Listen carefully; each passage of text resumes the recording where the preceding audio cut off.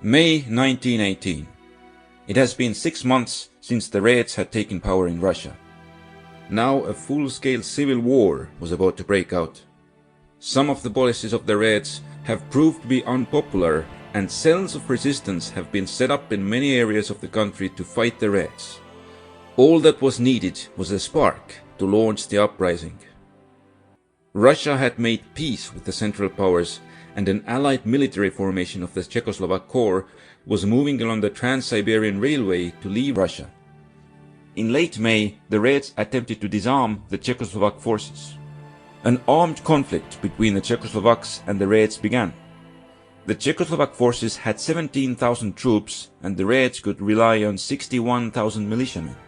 They were located near the lands of the Cossacks, who were former frontier settlers and strongly opposed the Bolshevik government. In the western Siberia, the Czechoslovaks easily defeated the Red forces.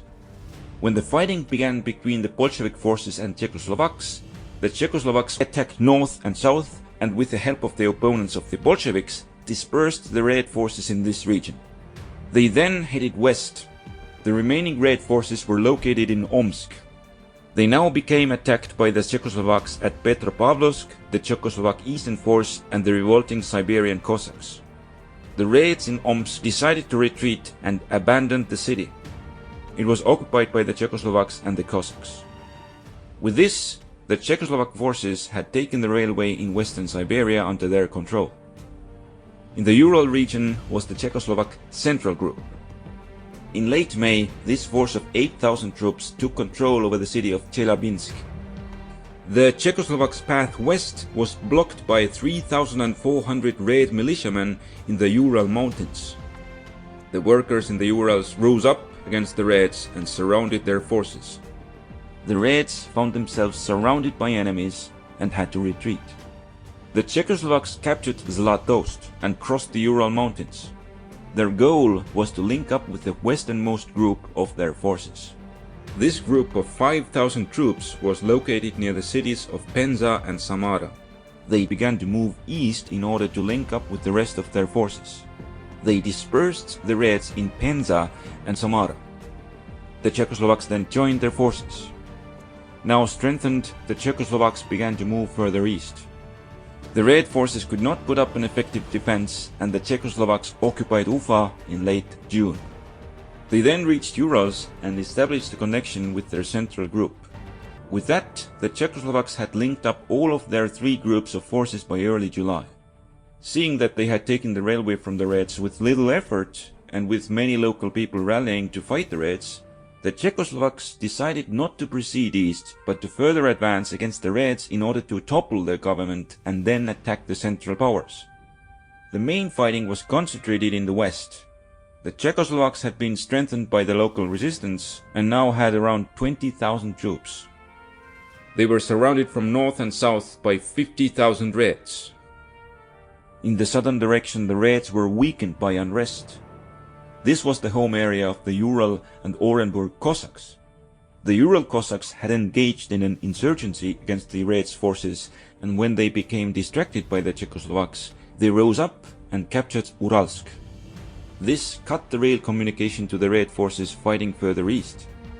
The Reds still had strong forces in this area. They were able to suppress the Orenburg Cossacks, who were also resisting them. The Czechoslovak forces launched a campaign to aid the Cossacks. In the Urals, they attacked and occupied Troitsk, and in the west they advanced south and captured Buzuluk.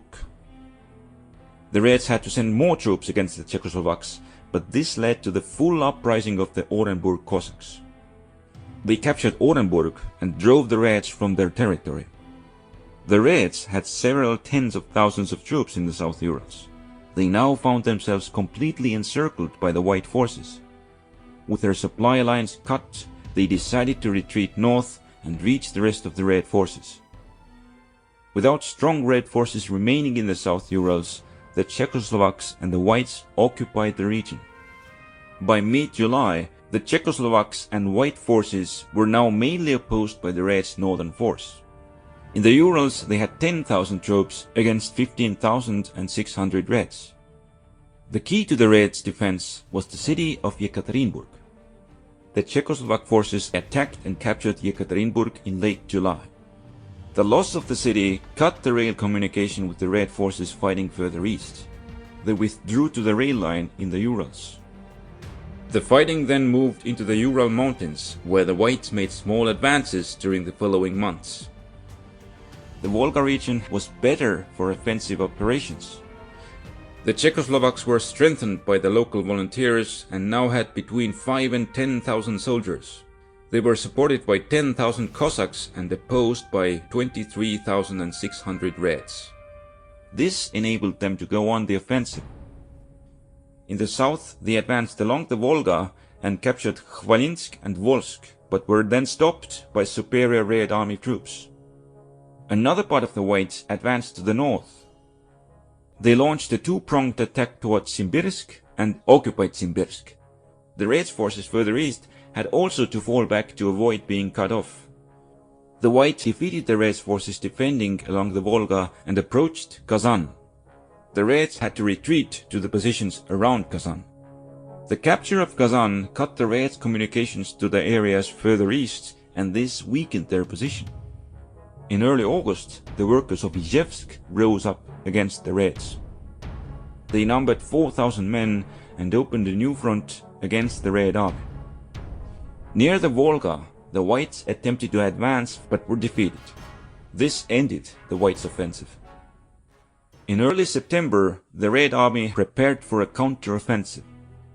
The Reds had 41,700 soldiers. They launched their offensive against the 15,000 White troops in the Volga region. Near Kazan, the Reds had 11,000 troops against 2,500 Whites. The Reds attacked, took the city, and pushed the Whites behind the rivers.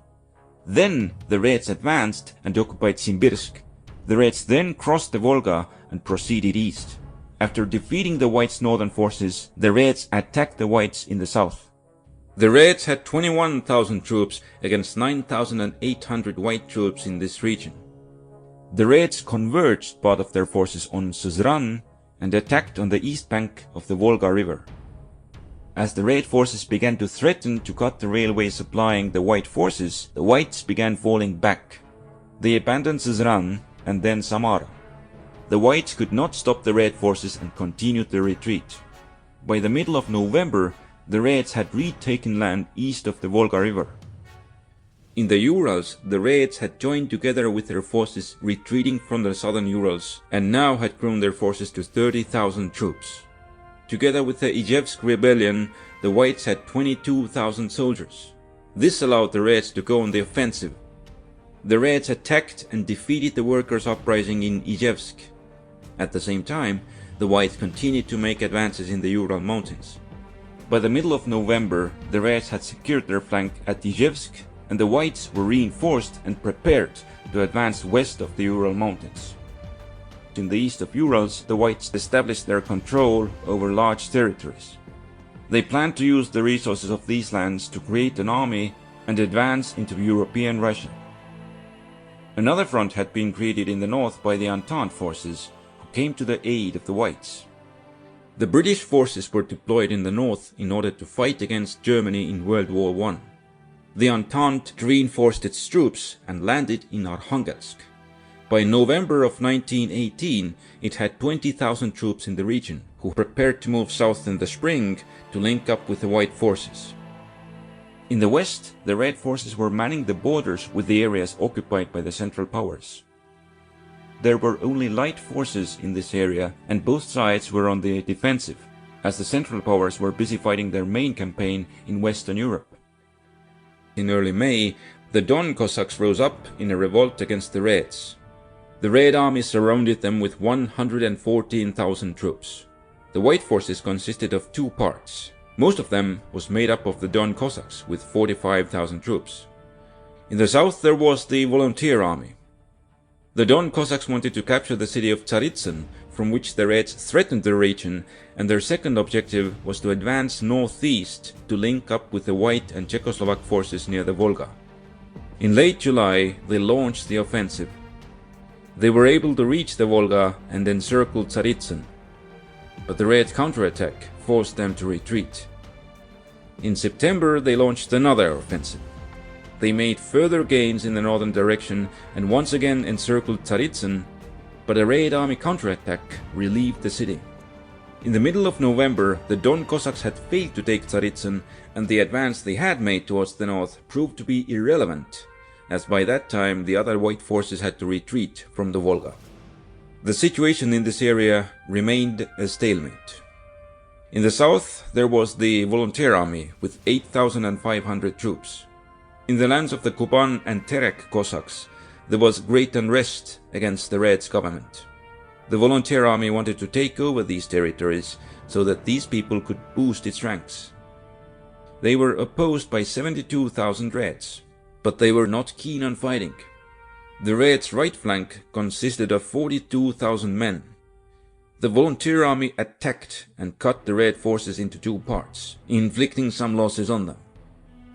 The Volunteer Army now attacked roughly 25,000 troops on the Reds' southern flank. It encircled part of them and made them surrender.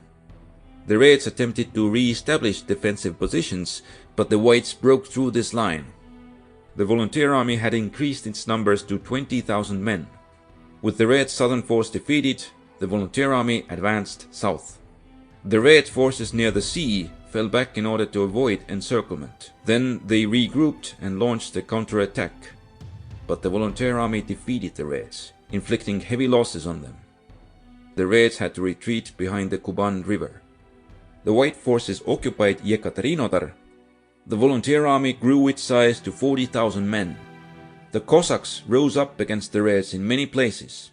The Reds' army had dropped to 44,000 troops, but the quality of their forces grew and they also gained some advantage from better defensive terrain south of the Kuban River. By the beginning of September, the Volunteer Army continued its advance and occupied Armavir and Maikop. During that time, the Reds still had 25,000 troops near the Black Sea. They moved along the coast and crossed the hills into the rear of the attacking White forces. They broke through and linked up with their main forces. The Reds then went on the attack and retook Armavir. By that time the Reds were suffering from increasing revolts by the Cossacks, but they were strengthened with new forces and wanted to launch a counterattack. Their goal was to defeat the Cossack rebellion in the east and capture Stavropol in the west. In the east, they attacked the Cossacks and cleared up the areas behind their lines. In the west, they attacked Stavropol. They captured the city, but the Volunteer Army took Armavir and outflanked the Red forces from the south. The Reds could not hold Stavropol and took defensive positions further east. By mid-November, the Reds' position was becoming increasingly weak, and the Volunteer Army prepared to retake all of the North Caucasus region. As the fighting took place north of the Caucasus Mountains, military operations were also being conducted south of them. During World War I, the Russian army had advanced deep into the territory of the Ottoman Empire. When the Reds came to power, they had ordered all of the Russian army to be disbanded, leaving the front undefended. The region organized itself into an independent Transcaucasian republic made of three nations: Georgia, Armenia, and Azerbaijan. These nations had created their own armed forces. The Ottomans had 45,000 troops. Their final goal in the region was to take the territory up to the Caspian Sea and occupy the strategically important Baku oil fields. They began their offensive in the middle of February. For several reasons, the Armenians decided that it would not be reasonable to resist the Ottoman forces in the western territories, and they fell back. On the pre-war border of the Ottoman Empire, the Armenians and Georgians began offering resistance. In the center of the front, the Armenians had 20,000 troops against 30,000 Ottomans. They made a stand against the Ottoman forces. The Ottomans attacked and captured Kars. The Armenians also had to abandon Alexandropol, but they were able to stop the Ottoman advance near Yerevan. The Ottomans recognized a part of the territory inhabited by Armenians as the Republic of Armenia and made peace with it.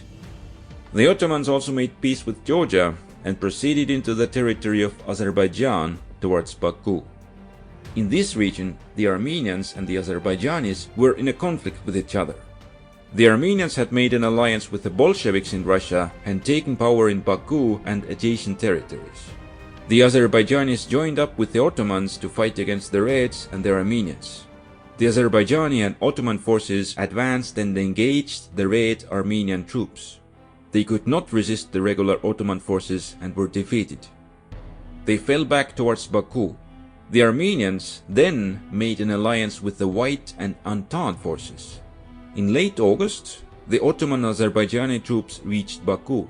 They had 15,000 troops against 7,000 defenders. The Ottoman Azerbaijani forces stormed and captured the city. After taking Baku, they continued to advance north. They moved along the coast to the Caspian Sea and by the end of October occupied Petrovsk. This was the final extent of the Ottoman advance in the Caucasus.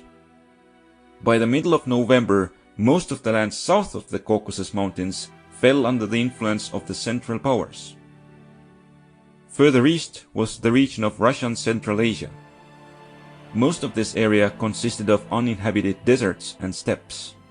The Russian protectorates Khiva and Bukhara became independent. In July, the White forces took control in the towns in the southwest of the region. The largest remaining stronghold of the Reds and Russian control was in the Fergana Valley, but it was undermined by an insurgency. The Reds needed to strengthen their forces in order to retain control over the Central Asia. They sent a military force north in order to break through the White lines and re-establish direct connection to the central regions controlled by the Bolshevik government. In November of 1918, the Central Powers were defeated in World War I. Communist revolutions would break out in their member states. The Bolsheviks would send their military west to link up with the revolutionaries in Central Europe. This would lead to an advance of the Red Army into the west along the whole front. We will cover it in the next episode. This episode was double the length of our usual videos. I would like to shout out and thank the patrons of History channel that made it possible for us to put in the extra effort into making this video.